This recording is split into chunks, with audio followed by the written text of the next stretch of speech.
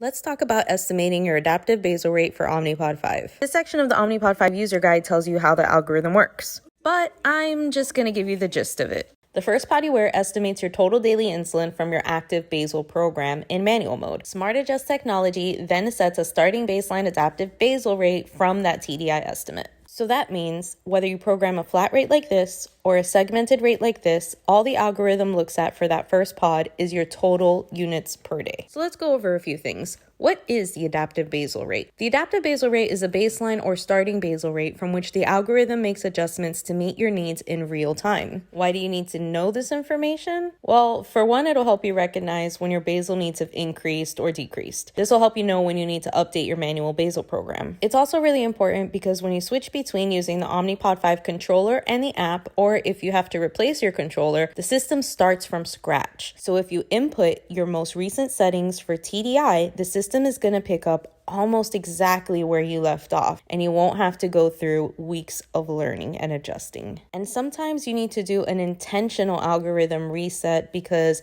illness or changes in insulin needs have dramatically impacted your TDI and affected the algorithm's performance. Okay, so let's talk about how the algorithm learns. The algorithm learns from a user's total daily insulin average over the past 7 to 10 days. So what is total daily insulin made up of anyways? Well, it's all of the insulin you use in a day. This means basal, bolus, correction, meals. Every single drop of insulin that you use is part of your total daily insulin. You can find your TDI in the history section of your Omnipod 5 controller or app. It can be found in a couple other places too, which we'll go over later in this video. Another really important piece of information to understand is the basal-bolus ratio, or the 50-50 rule. This is the clinical practice where about 50% of total daily insulin should theoretically come from basal. This doesn't work for everybody across the board and is dependent on a lot of lifestyle variables, but it is widely accepted within the diabetic community as a standard of practice. And so a lot of these pumps, including Omnipod 5,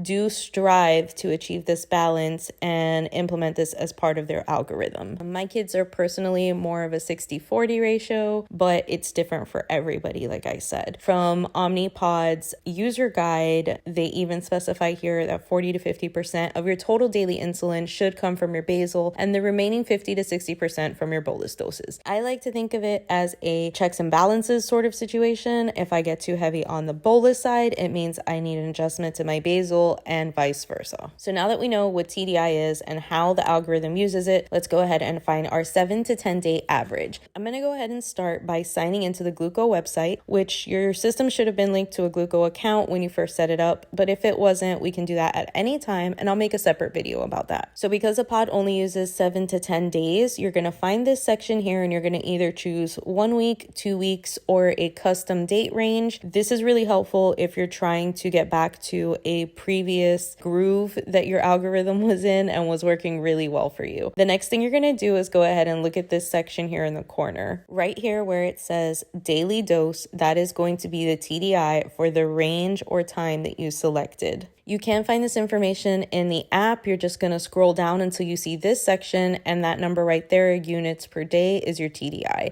It will only show a 2-week average though, unless you actually go into the reports. Okay, so let's talk about the math. Well, let's talk about the long math. This is a really simple version of what the algorithm does when you change one pod to the next. It takes your average total daily insulin from the last 7 to 10 days. It divides it by 2 because it is assuming 50% of that should be basal, and then divides that by 24 hours to get an hourly adaptive baseline basal rate. Thank the maker. There is a simple version to this, which is just TDI divided by 48 equals your hourly adaptive basal rate. It's the same math, just not as many steps. Okay, so let's go ahead and do some math. This is my report from earlier. It was 14.7 units for that 7 to 10 day average. This divided by 48 is 0.306. Because the system uses a 0.05 increment, we are going to round this up or down. I'm going to round it down to 0.30. And that will be my estimated adaptive baseline basal rate. Now, if I were doing a